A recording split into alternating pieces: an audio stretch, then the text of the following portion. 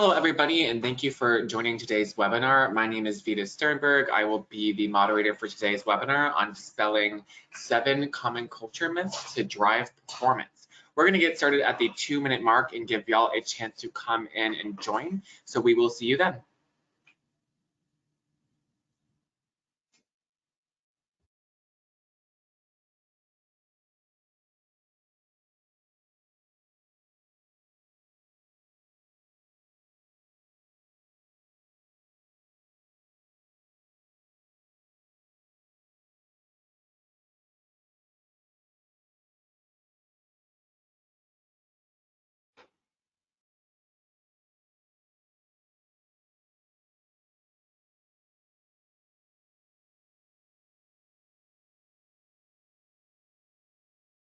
All right, everybody, thank you once again for joining today's webinar on dispelling 7 common culture myths to drive performance.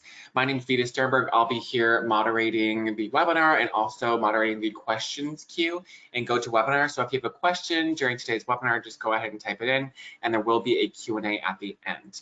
Now today I'm handing things off to our presenter pretty quickly. So I would like to introduce to you Juan Betancourt, CEO of Humantelligence and 2021 Top 100 HR Tech Influencer. And with that, Juan, I'm going to hand things off to you, but I will still be here watching questions and making sure everything goes smoothly.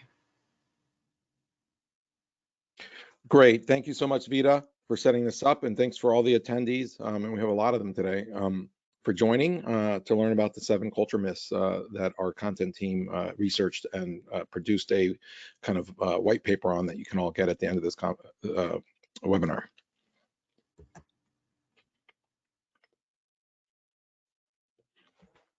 Our agenda today, we're going to go over today's goal. We're going to then dive into the importance of culture, as we all know it is. Then we're going to get into the most common culture myths out there.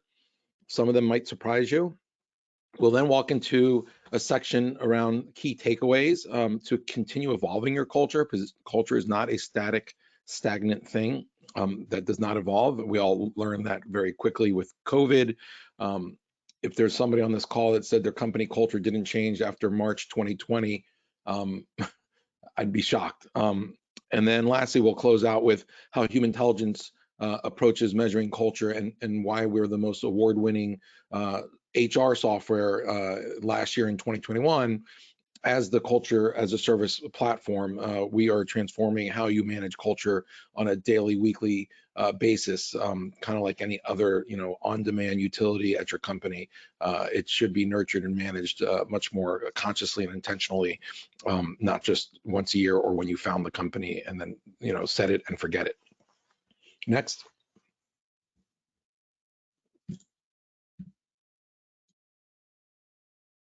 So today's goal, based on our experience with hundreds of organizations, we've learned a lot about culture as the world's first culture software. And no, we don't mean engagement surveys. That's not what we do. Today, we're going to address the 7 most common company culture myths that our clients find and how to overcome them so you can drive better performance through managing culture.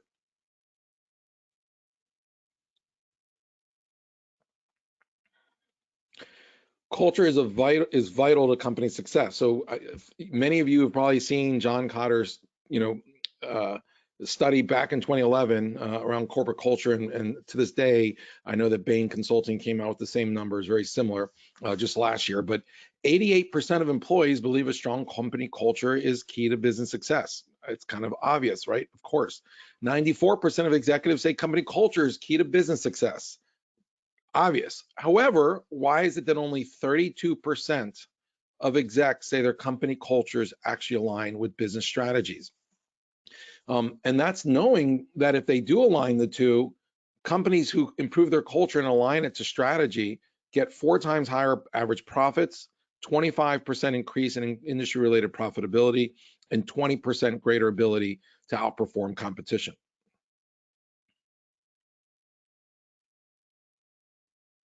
So what are some of the myths that lead to this misalignment of culture being like 90% important to employees and CEOs and execs and CHROs, and only 35 or so percent getting there?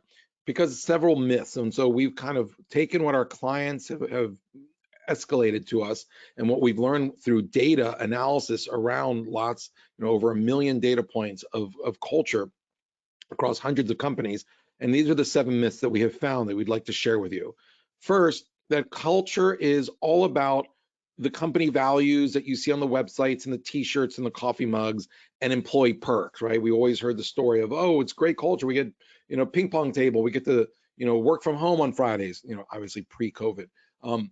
Those are not a company culture. Those are things that, might make work more fun, but does it tell you if your company, if you're a restaurant, if all the employees at your restaurant are service oriented, whether you have perks or not? Does it tell you if you're a manufacturing company that you are very process oriented with low defect percents? Probably not if there's a ping pong table and everybody gets a free iPhone. So there's a misalignment that people think values and perks are your culture. Best example in the Fortune 500, 80% of the Fortune 500 have the same 4 values on their corporate websites. Everyone says that they're agile, customer focused, collegial, and entrepreneurial, right? Really, these are companies that make completely different products that have completely different experiences with customers. So there's obviously a missing link between what companies are throwing out there top down as values and reality. Next. So some key takeaways from our study. One, around the values and the perks. HR does not define culture, okay? HR enables and supports a culture within an organization. So don't look at your CHR or head of HR as the answer and say, okay, tell us our culture. It's also not cool perks. So it's not just the benefits. Foosball tables and free food is not going to define your culture if you have a company that wants to be data-driven, decisive, and client focused. Those perks and things you put on your website aren't going to let you know if you have that. So what's the key action here? Whether your company is established or just starting out, don't neglect culture during the planning process. Culture should be something very intentional. It should be part of the component of your business planning and reviews, because it will influence the work of everyone. Set time outside of your strategy meeting or within your strategy meeting to not only define your culture, but also put in a plan of action that makes it come to life and people are addressing it on a weekly, monthly basis, not just every 5 years. There are tools now like Culture as a Service or CAS that allow you to do that. You don't set it and forget it. It's something that you manage and you nurture. This concept of agile management that's been for many years in technology, in IT, is now being applied to not just management, being an agile manager, and being able to iterate and change more often than just set it and forget it strategies, but also with culture where you have an agile culture management where every year when you change your strategies, goals, and measures of where you're going as a company, as a functional group, as a team, you're also realigning the culture to support that new strategy. Because if you go one direction with a strategy and you take a left, but you don't take a left with the culture to support it, you're probably not going to perform. Next. Second myth that we learned from our clients and the research and our data. Investing in culture can be difficult because the connection between culture, KPIs, and business objectives is unclear. So this is the whole concept that, well, culture is fuzzy, it really doesn't drive ROI. Well, we actually have clients that have proven an increase in ROI by using a culture as a service platform. Specifically ours, we have over 100 companies that have improved performance using a culture management tool. And then anecdotally, we've heard many cases from other customers. So next. So a reminder here is, just like Rome wasn't built in a day, culture is not either, okay? Growing a company culture, defining it, and establishing that culture, you need to remember that it's around the values of your people, the behaviors of your people, the work styles of your people, and how people communicate. All put together is the culture. Now, this is regardless of an engagement survey saying your people are happy or not happy, okay? The culture is all these things. An engagement survey just tells you if people are, happy in their jobs with their bosses or not. That's a different thing called, employee sentiment, very different than company culture. Ideally, you'd get the two to align, where if you have a company culture that everyone's living, breathing, and doing and being, they're also happy in their roles and with their teams and their bosses.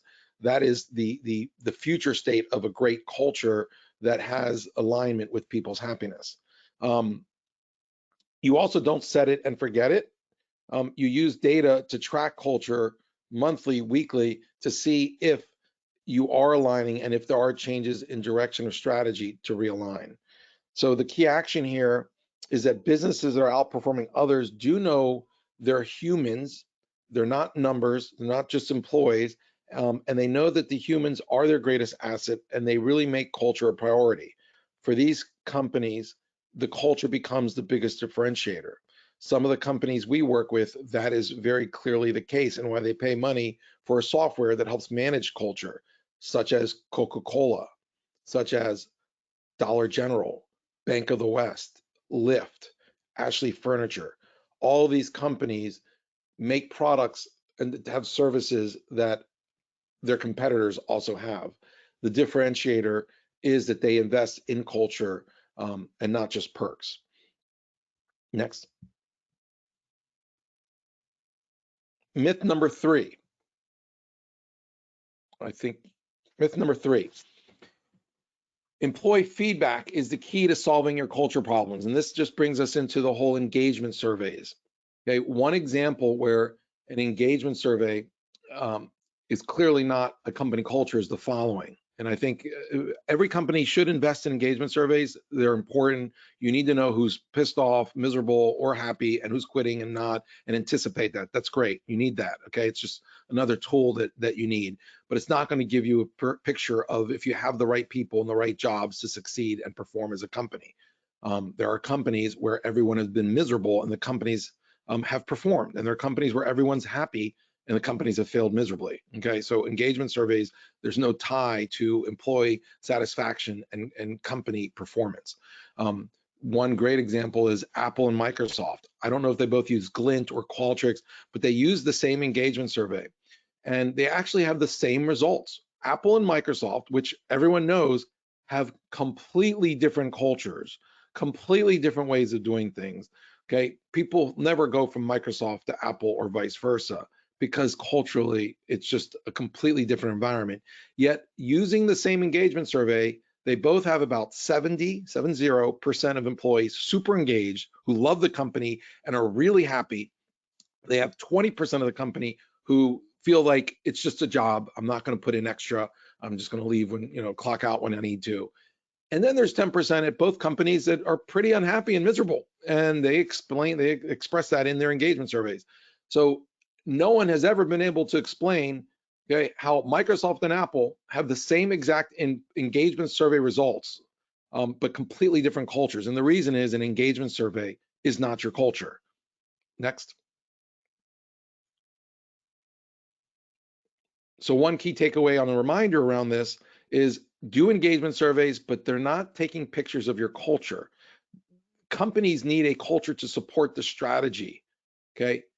Employees need to be happy, and there's friction there, and both sides have to be measured, both the culture that supports strategy as well as employee sentiment, if they're happy or not. Okay, so they're both needed, but just be careful not to apply the results of your engagement survey to whether or not you have the right people in the right jobs and the right groups to support the strategy. Unfortunately, those exercises don't lead to an accurate picture of what's going on. You do want to keep up, and the key action here is to keep a pulse on what matters to your team and continually find ways to reinforce positive culture championing behaviors. Often some engagement surveys, the older ones, were too little too late, too long, and didn't lead to lasting change. The good news is some of these engagement surveys now are much more digitally integrated into your workflows and are they're kind of micro dosing of engagement surveys where you're getting bits and insights every week, every month that are much more actionable, and the data surface much more quickly to management. And so those tools are much more powerful in helping alert management of issues before they become an exited employee. Next. Myth number 4, you can't measure something like culture. Many people say, well, other than an engagement survey, the output, if people are happy or not, what do you do? Well, now with culture as a service, you can measure it. Next.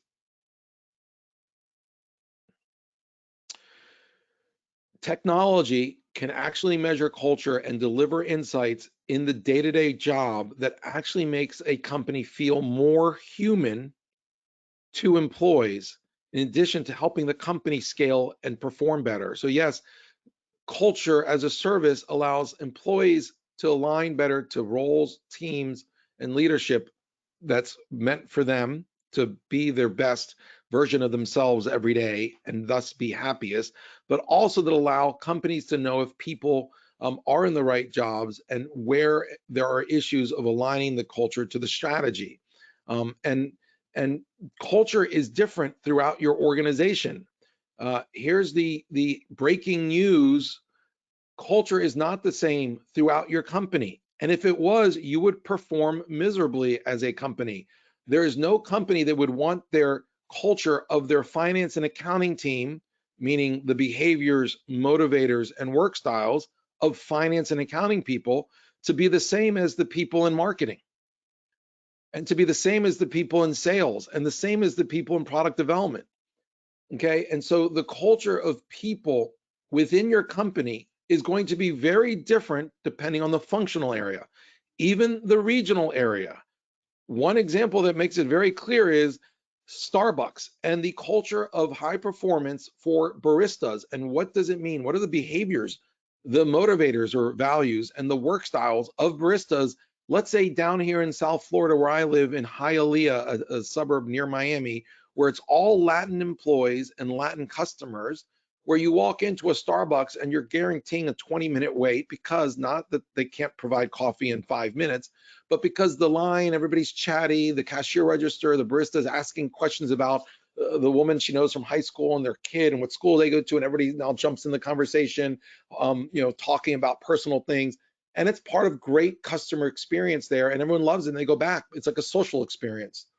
And that's great culture performance for baristas in Hialeah. You take that same team and you put them in New York City, where I lived for 10 years, okay, and you put them in, Bryant Park Starbucks, or, down in Midtown or Wall Street area, and that same high-performing barista team from Hialeah, if they started to talk to customers and take more than 5 minutes to get them their coffee and get them out of the store, that Starbucks store would perform horribly. It would probably be one of the worst performing stores in New York. And people probably wouldn't come back. And so same company, same job, same team process of serving coffee in a store and food items, et cetera, yet completely different cultures. And so as you can see, an employee engagement survey would never give insights to Starbucks about that. And Starbucks needs to understand that the culture is going to be different in each region of the country, as well as each country. So Starbucks China and Starbucks Korea have completely different cultures. And so are there similar processes that run Starbucks around the world, and goals and strategies? For sure. But the culture is going to be different and infinite within a company. And there are tools that allow you to measure that, called culture as a service, to track those different cultures and the gaps between employees in those groups and what you want intentionally to support that strategy or division. Next. Myth 5, and we're doing 7, so we'll get quickly to the next part of this. Once your culture is established, it's usually too hard, if not impossible, to change or transform it. So this is a lot of people I've talked to, our clients, where they think, well, we're already one way, how do we change it? That's not possible. Well, actually, it is possible. It's a myth that it's not. And you don't need to pay McKinsey, BCG, Bain, any one of these, large consulting firms, $1 million to come in and give you a report and interview your executive team, on do an offsite and give you a 50-page report about what people think the company culture is and where they think it should go. Okay, that's a subjective exercise of futility. Okay, next. There are now tools like culture as a service that measures it, that is a bottom-up, easy, scalable, not very expensive way of getting accurate, data-driven culture, not survey-driven culture. So the reminder here is when you have the right data points, changing and transforming culture is possible. Up until today, people actually don't know where they are, and then they try to change from A, where they don't know where they are, where it's a survey of like the top 10% of execs, or just a survey of employees, what they think they are, and then they try to go to B. Well, ask any leader of a senior leader at a large company trying to go from a place that you're not sure exists to another place that's also all subjective usually leads to a failed culture transformation. Culture often does perplex leaders because it is unspoken behaviors, mindsets, social patterns, values. There are tools that can measure that for all employees quickly in one day across tens of thousands of people to give these powerful insights to the leaders.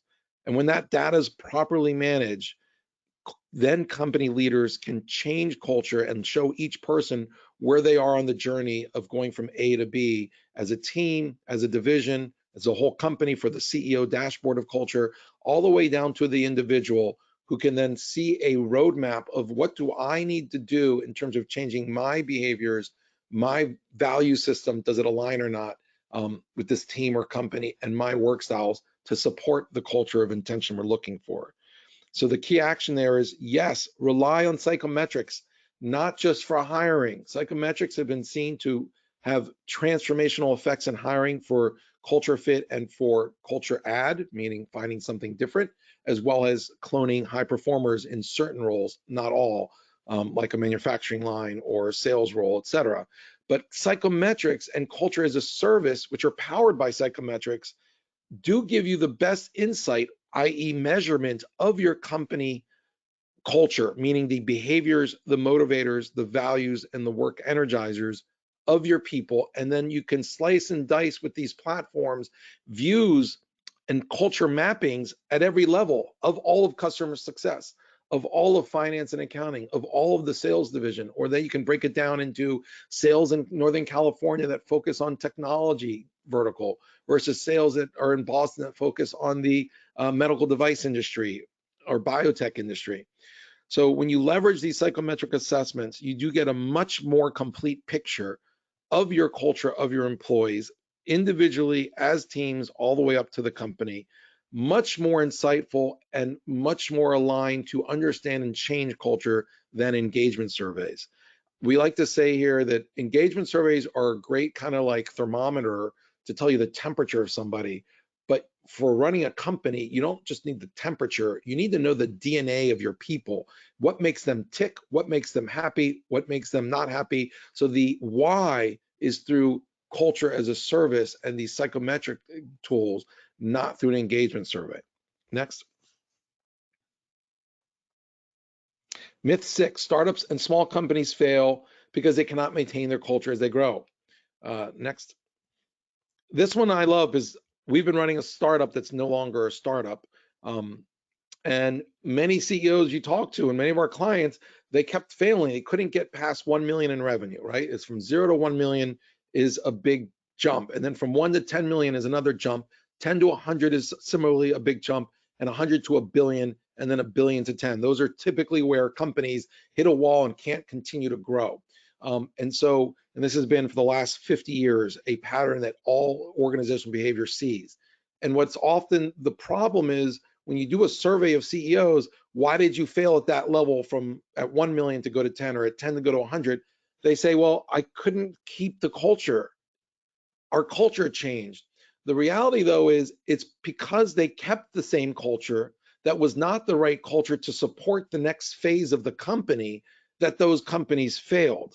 And all the data shows that it's because the culture actually stayed the same. And so, for example, a startup from 0 to 1 million, you have to be extremely creative, extremely change-oriented, and extremely innovative in your behaviors, motivators, values, and work styles to go from 0 to 1 and get a product that's really unique out there in the marketplace. But once you're at 1 million, you need to put process, procedure, data, working with facts, predictability to get to 10 million. Otherwise, you'll never cross the chasm to get there. And many CEOs forget that or don't know that, and they try to keep hiring more of the same. We know the CEOs who want to sit in every interview until they just don't have enough hours of the day. That is the worst thing you could do. A CEO should work with HR and other leaders, define what the culture is needed to support the strategy in the next phase of the company's growth, and then hire people to support that strategy with that culture, even if it's different from where they've come. That is the biggest myth, that people make mistakes at small and startups that are growing. Next.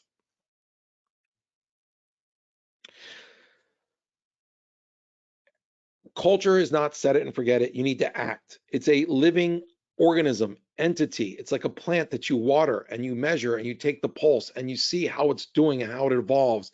And what you need to nourish a plant when it's a small little bud or seed is different than when it's, just popping out of the ground, and different from when it has flowers or other things growing, to when you need to repot it. These are all different needs of a plant, and just like a living organism, a culture needs that kind of nourishment, nurture, as the company strategy changes. And so you have to anticipate these changes, you have to monitor them, and they have to be and leverage technology, because every year when you guys go out there with your leadership team to do the new strategy for the year, and every company typically does, what's the strategy for this year, 2022? How does that impact finance? How does it impact this business unit, that division, that region?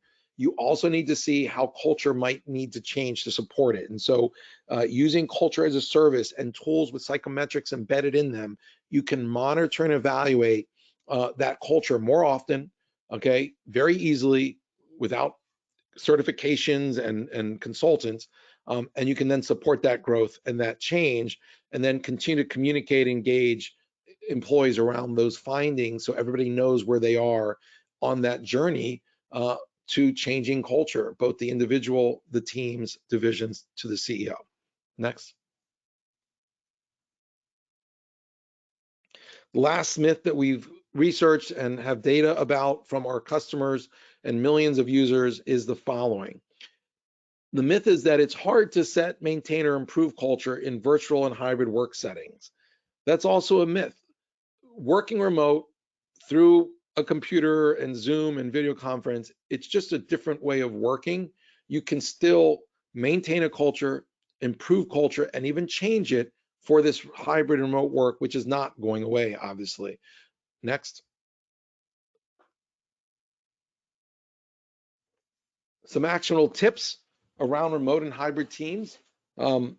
Equalize to engage in meetings, meaning sometimes there are people in the office and some people remote, and you don't want to favor the ones who come in. And so sometimes we've seen clients actually have the meetings on video, even though there are some people in the room at the office, just to kind of equalize that experience.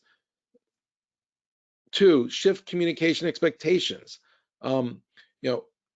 Sometimes you do want a lot of video conference to get through a working session, sometimes very little. Don't keep the same routine or cadence on video conferences for every type of work or project or team.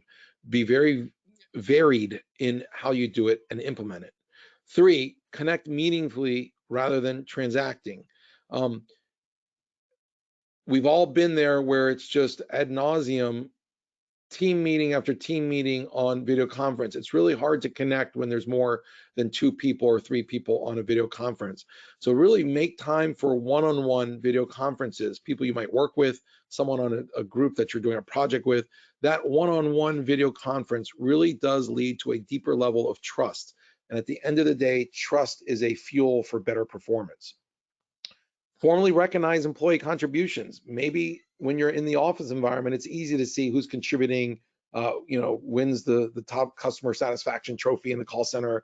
But when you're remote, it's hard to know who's actually contributing more or less, who's doing well. And so kind of make more formal the programs and the recognition. And there's a lot of software products out there that also help that, where each other can, each of your peers can recognize others, and not just top-down recognition, but peer recognition. And there's lots of software out there that's really slick, easy to implement, that allows for that and creates a better environment. And lastly, invest in culture as a service technology. Yes, culture as a service, or CAS, does exist. Humantelligence are the pioneers of that. You've seen some of the valuable insights and myths we've broken with data that have been around for 50 years. And it's not because me or any of my team is smarter than anyone else. It's because we just have more data around real culture than any other platform or company out there. Now your companies can also get those insights and learn about, is our culture actually what we think it is and what we're telling people it is and putting on the websites? And what is the difference between the culture of our sales team and our marketing team, or office in LA and office in Boston? Those answers can now be truly answered with data. What leads to a high potential or a leader that succeeds in our company versus a leader that doesn't? What leads to high performance on the manufacturing floor or in the retail office or in the restaurant as a waitress or waiter? So invest in these psychometric fueled tools, not just for recruiting, but now applied to your entire organization. This allows insights to be distributed and infused every day in email, in calendar. Imagine clicking on someone's name in your calendar and it pulls up instantly in your calendar, in your Outlook or Gmail or Microsoft Teams, that you're 20% similar to that person. And here are the 3 big difference that explains the 80% gap and where there'll be friction working with that person, and vice versa. You go into a calendar, you click on a team meeting that you're going to or a group meeting, it tells you the culture of the meeting and that you are very different, let's say extremely creative, and everyone's really structured. You might want to be less creative on your presentation and align more to the team or the group so that your presentation lands better. All of these insights that used to be offsite on workshops with certified consultants are now available at your fingertips in your email, your Microsoft Teams, in Slack, in Workday, in UKG, in UltiPro. Everywhere are these insights that are now embedded as a very quick plug-in solution. Go out, try, see culture as a service. It is the reason why Humantelligence is winning so many awards. Every company will have a platform like this. Obviously, we're biased. We'd love it to be ours, but there will be people and companies that follow us. This is the future of managing culture and having an agile culture management. Next. So let me show you some screenshots of what that looks like if you're curious. Next. Again, culture, not our definition, but Josh Burson from Burson by Deloitte, Burson by Deloitte, the Katzenbach Center at PwC, Accenture, they all define culture the same way that we built our platform around it. Okay, we basically took their 3 definitions, which are the same, and built a software company around it. Culture is not an engagement survey. They all agree with that. They all say that culture are the behaviors that drive your culture, how people will act or react to the demands of the role. They all say that motivators, or what some companies call values, are the culture. And what that is how people are motivated to complete work or perceive work that often drives your behaviors. And thirdly, culture is the work energizers of your people. Do people get energized from either a structured or creative environment and processes and procedures, or does it drain them? BMW is a very simple way in your mind to remember, although there is a car that I used to like in the 80s, I'm dating myself in high school, the BMW, it actually is a great acronym to capture and remember what are the true culture drivers of your company. Well, it's the behaviors, it's the motivators, and work energizers of your people. And it is bottom up, not top down. And you can ask anyone at PwC, Deloitte, or Accenture, and they've been researching this a lot longer than our company's been around. We just built the platform to measure it. And what can you do with it? I'll show you some examples. Next. So for an individual, if you look here, someone can see their personal culture, which is kind of like self-awareness. On the right side, I'll go through the visual with the bars. You don't have to read all the bullet points, but on the right top third, under behaviors, the orange bars, are you, or is the team, or is the company, okay, deliberate and stability oriented or change oriented? In this case, I think these are my results. Yep. I'm a very deliberate person and very steady. Now, in terms of being reflective versus outgoing or cautious versus freeform, I kind of sit in the middle, and it depends on the context.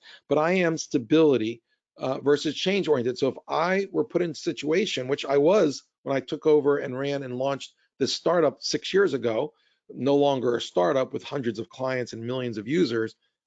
It was tough for me because as a startup, I needed to be more change oriented and agile, but it was because of a tool like this that allowed me to see my weakness or blind spots, to adjust and be something different. And so what you need to remember is we're all adults and we can all learn. Just like great basketball players were born mostly right-handed, but they can now all use their left hand as well as their right, or soccer players born mostly right-footed, but now can be as ambidextrous with their left. Humans as well at work can be born stability oriented, but also learn to be change oriented. And this is key. This is the key insight around human beings. We're not all just born and stuck that way forever. We can all change. It's not overnight, but if you give the data and the mirror and the picture of oneself to someone, that is the starting point.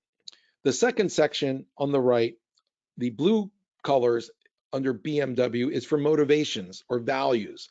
Okay, in this case, I'm kind of half on the left, the first 3 rows, and half on the right. So I'm actually somewhat service oriented and innovative oriented. You can imagine certain jobs, divisions, and companies that need to be more service oriented versus innovative. If you're at a restaurant and you're servicing people in a restaurant, people probably want good service at that restaurant and not a new menu every single day with new items that they can't track and figure out.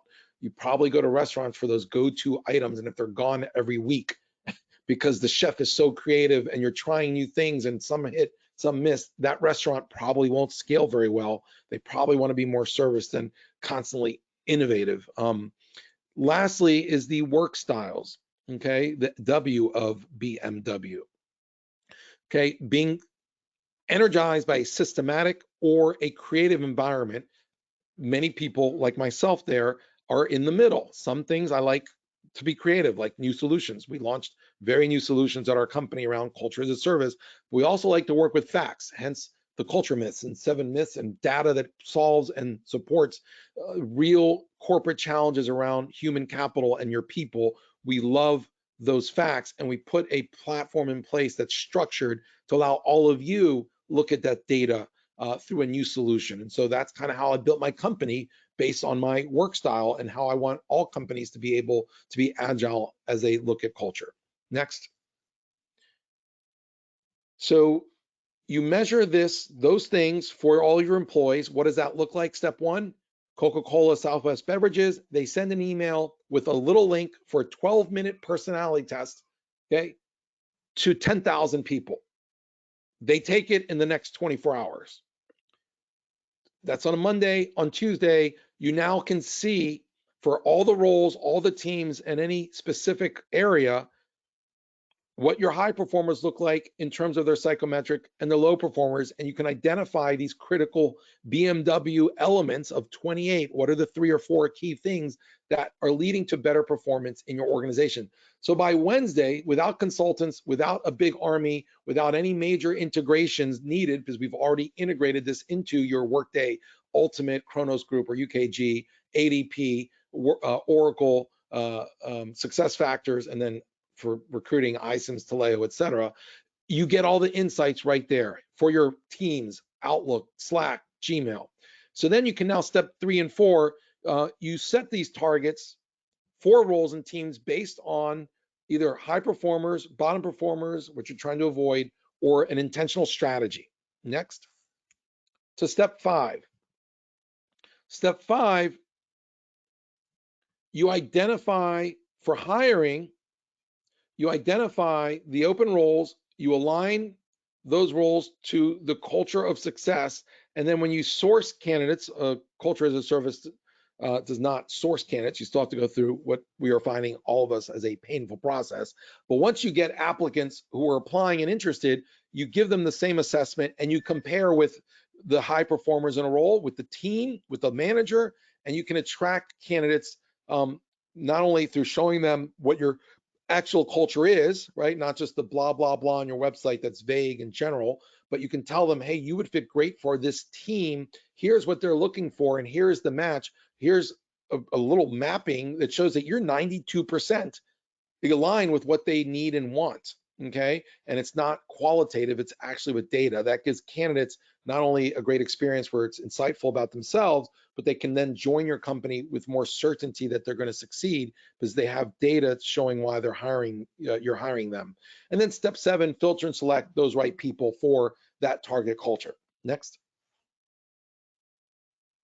So here's some screenshots of, for example, a team culture. On the left, the values of our culture 4 or 5 years ago. As you can see, the 2 blue bars are where most people's dominant traits, what I like to call dominant vibrations, are. Most of our company was helping, extreme helping. 9 people were dominant helping, which is a service quality. 18 people of the company out of the 20 were dominant freedom. So we have a bunch of mavericks, which was great, for example, 5-6 years ago, which got us into trouble because it was like herding cats about a year or 2 ago. And we actually had to use our own tool to start to hire people who were more belonging, order, practical, to fill in the gaps on our team around values to be more balanced, to scale. On the right side, work styles. The percent's not there, but that right side, 88% of our team vibrated or resonated as creative. Great 6 years ago for our company. Okay, I think this was myth number 6, how as a CEO, when you're doing startup and you're growing, you want to keep the culture.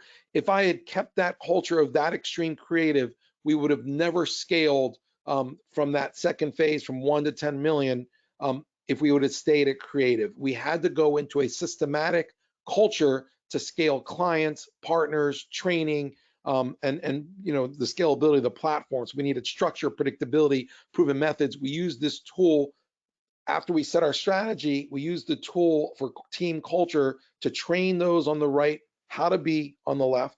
Everyone gets an individualized roadmap and what that looks like, and tips and reminders on a weekly basis. And then we hired to fill in that left side. Next. This also helps with inclusion. So a lot of companies focus on DEI, especially from the McKinsey study last year.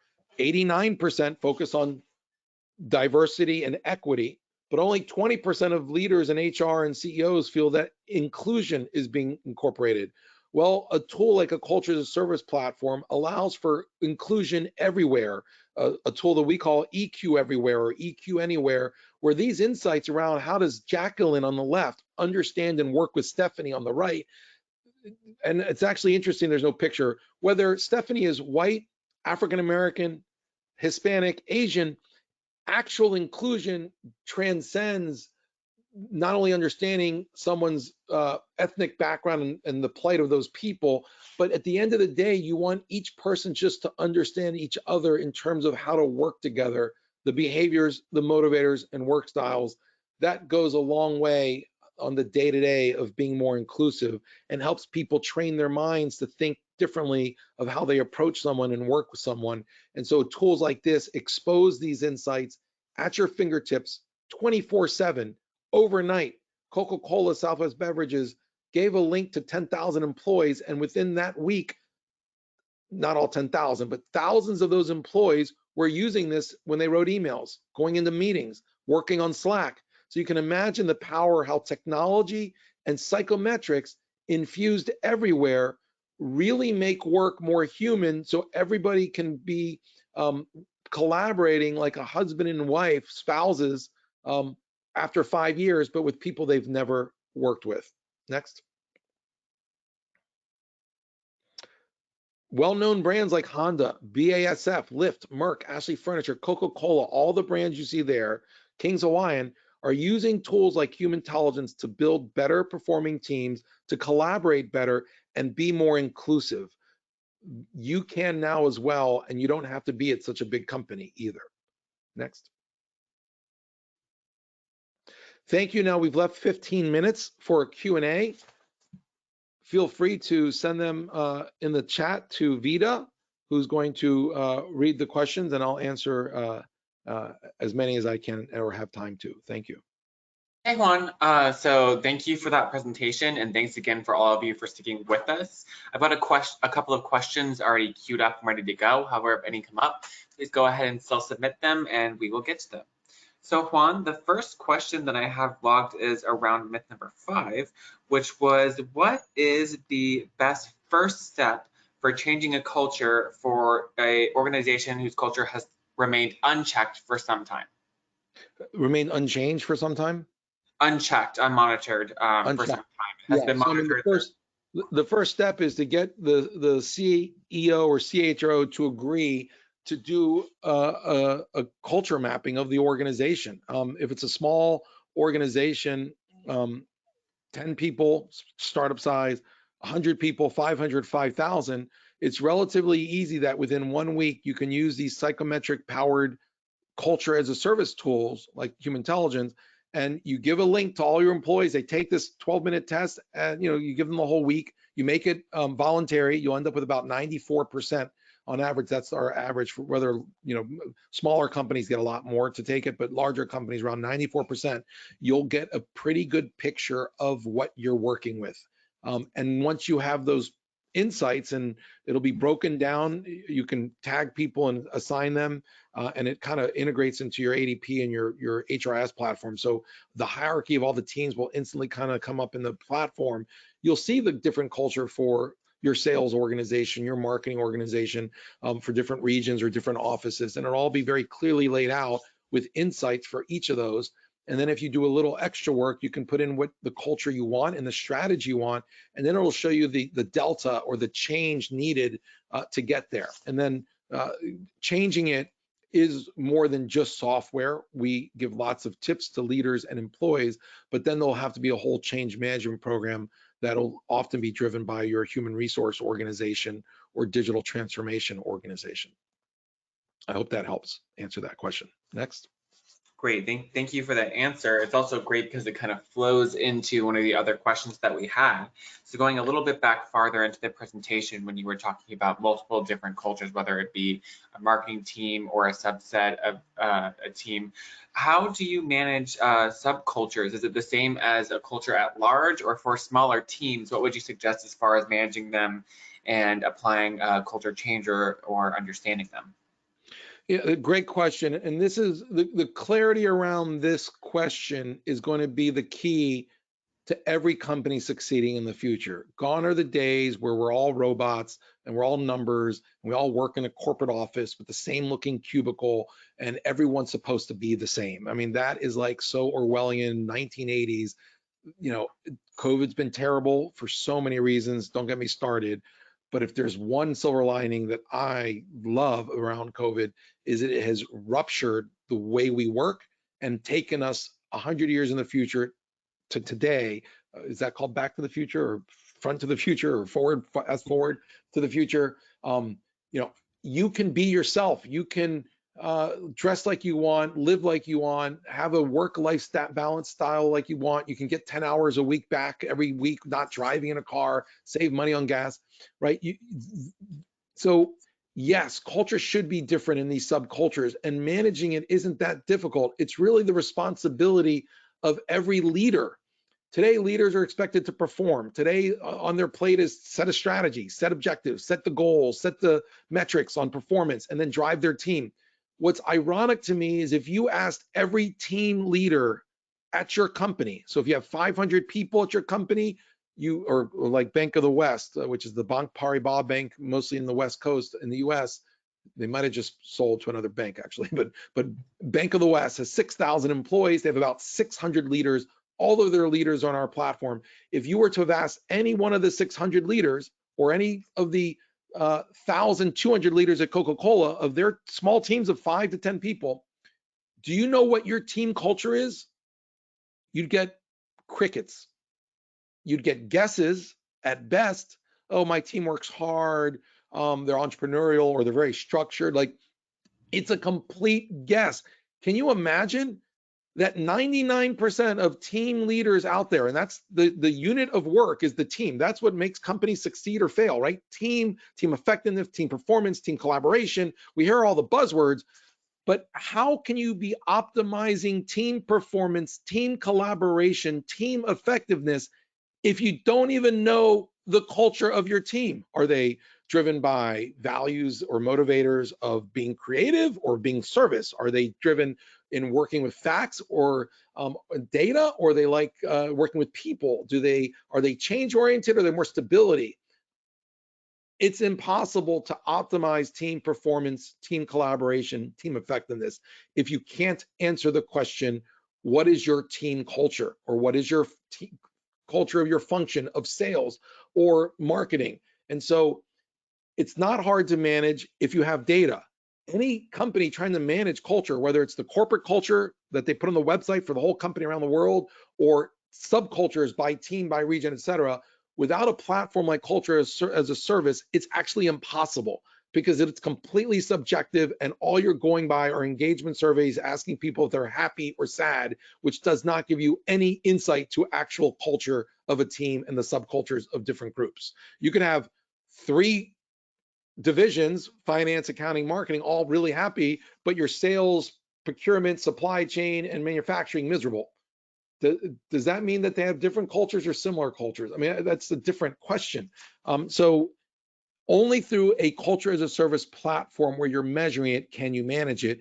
But the good news is these platforms make it so easy to manage that every leader becomes as smart as an IO psychologist, because now that data is at their fingertips, and every employee through any communication tool, Slack, Outlook, Microsoft Teams, any HRIS platform like Workday, SuccessFactors, ADP, UKG, you can access these insights and be an IO psychologist, because it's just delivered to you when you need it in bite-sized pieces. We call it agile kind of micro-dosing of culture insights and inclusion. Next. Okay, thank you for that answer, Juan. We have one more for you, but I'm going to go ahead and answer a couple of the questions regarding if there will be a recording. You will get a recording of this webinar sent out to the email address that you registered to view with. So this is being recorded, and you will also see clips on our LinkedIn, which you can find at Humantelligence, or you can find Juan's LinkedIn on the screen there at Juan Luis Betancourt.